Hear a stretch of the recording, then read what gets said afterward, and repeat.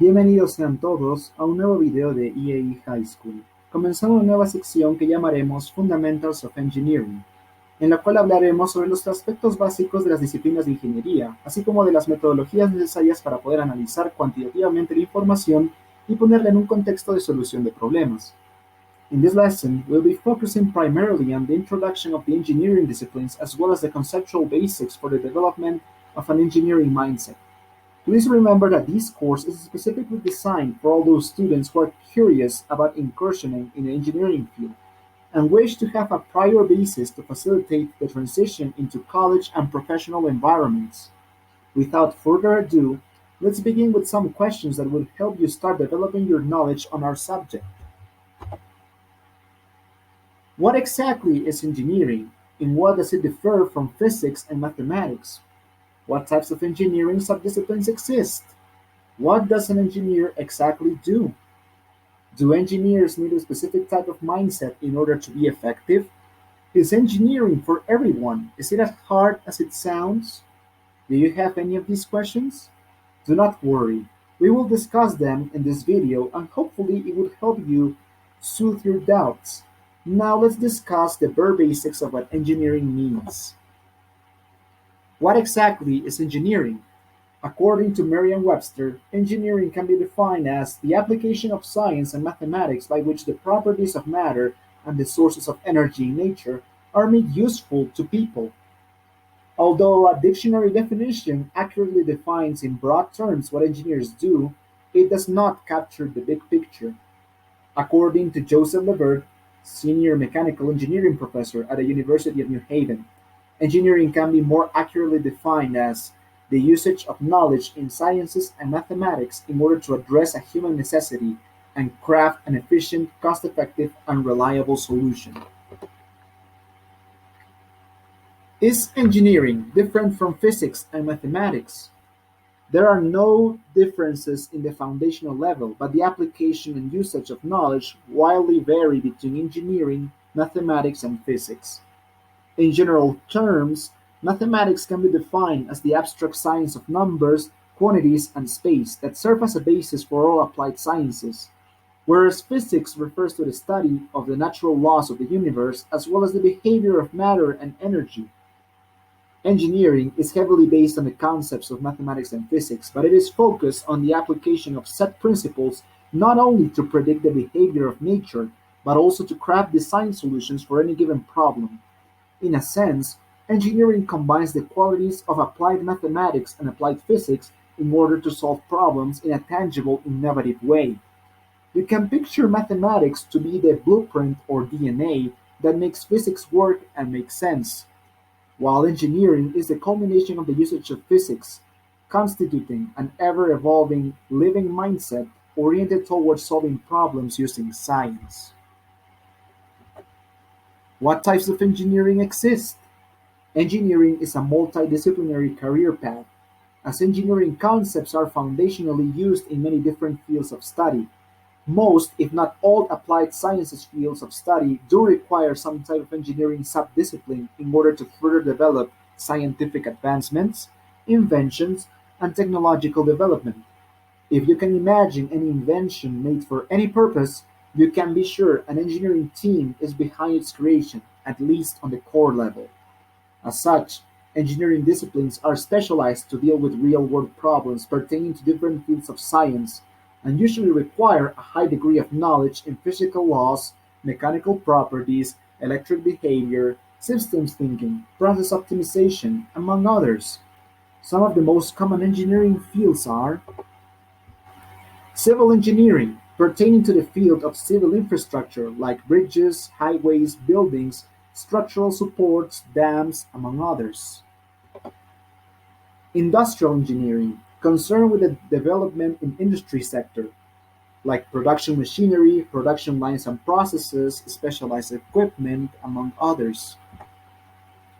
Electrical engineering, concerned with the application of circuits, electronics, controls, and with the application of electric and magnetic fields, such as in lighting, data transmission, wireless communication, analog signals, signal processing, among others.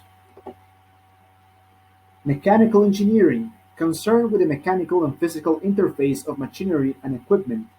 These concerns part design, material properties, interface application, stress and strain projections, factors of safety, thermodynamic considerations, among other disciplines. Chemical engineering, pertaining to the application of chemistry, such as in molecular biology, antigen detection and probing, chemical synthesis, agent development, among others. Biomedical engineering, pertaining to developing solutions in the medicine field, specialized treatment equipment, biomechanical interfaces, medical procedure assistance and automation, among others. Systems engineering, concerned with systems thinking and application, such as in interface relations, process development, process optimization, systems thinking methodologies, holistic interdisciplinary approaches, among others. Computer engineering works with computational tools and solutions, such as encoding, program codification and creation, digital interfaces, app development, abstract systems thinking, among others. Aerospace and aeronautical engineering works with thermodynamic and fluids applications, such as with the concepts of flight, wing design, sustentation principle, laminar and turbulent flows, stalling, buoyancy, hydrostatic and aerostatic pressure, aircraft and ship design. What does an engineer do exactly? Engineering, in broad terms, can be grouped into one of two categories: design engineering and quantitative engineering. Design engineering generally is concerned with the process of conceptualizing and understanding a problem and working on the design process to come up with a solution. This type of engineering is heavily based on a hands-on approach and makes use of both systems thinking and quantitative analysis to prototype, test, and iterate ideas to come up with a reliable solution. Design engineering is also characterized for being an iteration-heavy process that requires constant refining, testing, and monitoring.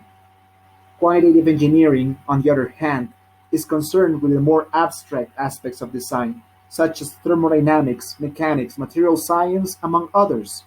This type of engineer delves deep into the theory of physics and mechanics to come up, test, and apply empirical equations, as well as setting up the theoretical background for design engineers to work on.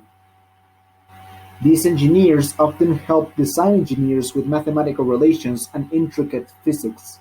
In a sense, if design engineers are the hands of engineering, quantitative engineers are the brains and ideas that set up a framework for engineering design. Do engineers need a specific type of mindset in order to be effective? It is safe to say that engineers do need a substantial basis in mathematics and physics in order to be effective, and to overcome the difficulties that might arise along the way. However, knowledge on its own is relatively easily acquired by any person, and said information can be found in any book and any web page available to the public. Contrary to the general and misinformed belief, engineering is not an arcane discipline because of the amount of knowledge required to exercise it, but because engineers do require a special mindset to solve problems. In order to gain this mindset, it is necessary to start developing a pragmatic, empirical, and realistic approach to things, while retaining abstract and holistic thinking.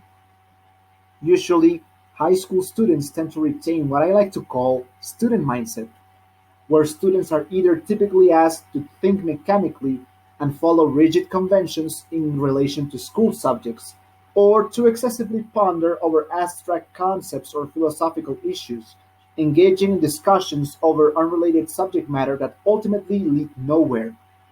In order to overcome this line of thinking and adopting what I would like to call engineering mindset, it is important to train the brain to develop a quantitative thinking that uses abstraction to consider all variables in a problem of any nature, as well as developing a pragmatic approach that focuses on results and practicality over philosophical debates stemming from any given situation. In a sense, engineering mindset begins to flourish when someone abandons the unnecessary intricacies of problem solving and focuses on a concrete and practical process that would yield a good solution. Is engineering for everyone? Is it as hard as it sounds? Engineering is definitely not for everyone, as it requires people who feel comfortable around numbers, sciences, and mathematics.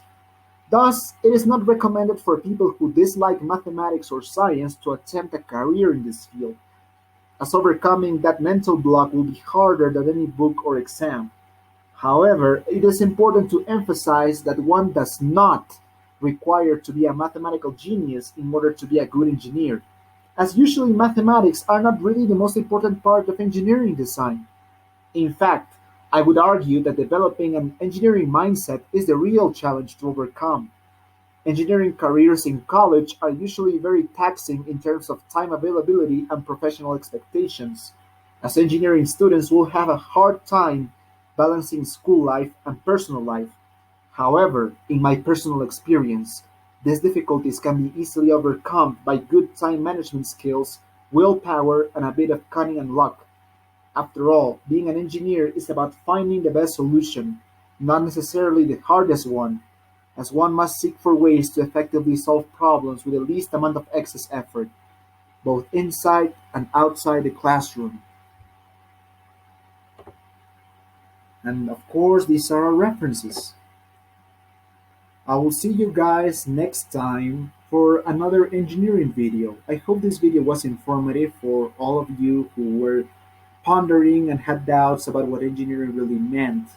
From now on, I will be uploading content frequently that you guys will be able to access, and I will share my knowledge so you guys have a more foundational basis in order to develop your engineering skills. Gracias a IEI High School por la oportunidad de difundir este material y esos videos. Y pues bueno, espero que este material haya sido de su agrado y nos veremos la próxima con otro video donde hablaremos de otros temas de la ingeniería que puede que les sean interesantes y puedan servirles para tomar una mejor decisión o simplemente para fomentar su curiosidad en el futuro.